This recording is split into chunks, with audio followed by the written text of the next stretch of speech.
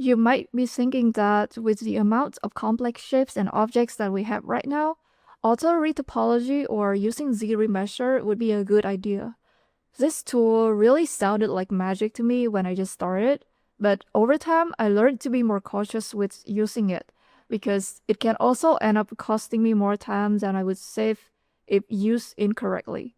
So before doing manual retopology, let's consider what we can get away with just Z-remeshing and what we are better off doing by hand. First of all, anything that's not going to bend or be rigged. The character's body is obviously out of questions, but you can still use it on solid objects like some of the accessories. In this case, the seashells with really complex and weird shapes can be cleaned up with ZRemesher. It would take insanely long to reach inside those crevices and manually retopole them just for it to look the same and light the same way as a ZRemesh version. Secondly, anything with a simple materials or can be textured procedurally. This has to do with UVs.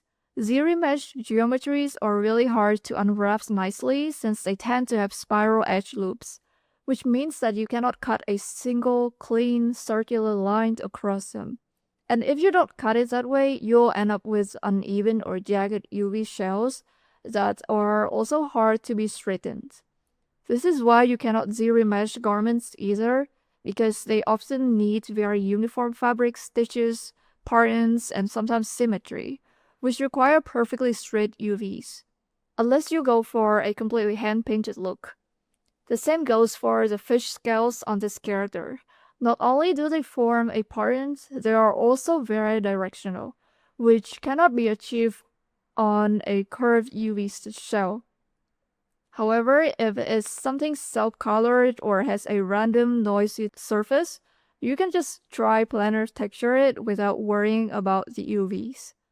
Which brings us to the third category. You can ZRemesh organic objects like rocks, crystals, trees, branches, fruits, anything with a natural shape so you don't have to worry where to cut the UV seam. Even though some hard surface objects belong in the previous category in that they can be textured procedurally sometimes, you would still be limited by where you can cut the seams. And if you layer a bunch of custom masks and generators on a hard surface objects, they will eventually highlight the bad seam placement. Also, sometimes it is so time consuming to try to get ZRemesh to identify and produce crisp edges on hard surface meshes that you would be better off doing retopology by hand. Now, there are a few ways to have more control over ZRemesher. I'm skipping over the more self-explanatory and more commonly used ones like keep groups or detect edges. So the first one is that you can use polypaint to control the density of specific areas on your subtools. You can do this by toggling Use Polypaint. Switch your tools to BPA, which is a paint brush.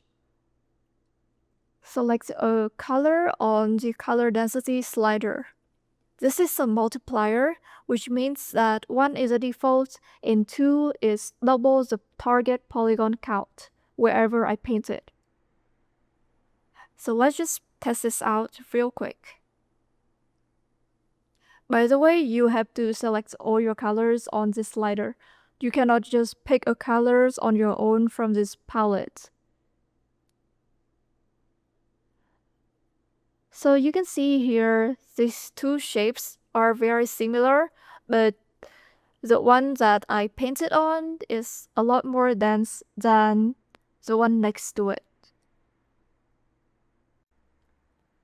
Another one is that you can draw guides for the areas that you want to direct or contain. I have duplicated a default ZRemesh version of this subtool just for comparison. Now, if you press BZR, you can access the ZRemesher guide tool and just start drawing your line. One thing with this is that the smaller your brush size, the more precise your line can be. Okay, now you can see pretty obviously that here the line just runs straight down and there's this awkward point. But here we are seeing more clearly the circular shaped. You can also adjust this curve strength so that the topology follows your curves more closely. But what I've learned with this tool is that less is more, and the automation can never be perfect. So if you find yourself drawing out too many lines, maybe it's better to leave it as it is or retopo it by hand instead.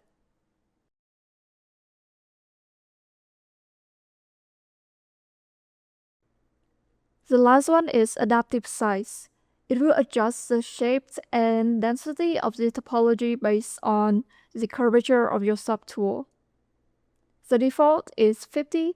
At 0, your topology will be perfectly uniform across all the surface. And at 100, it will be more dense at areas with a lot of changes and hard edges.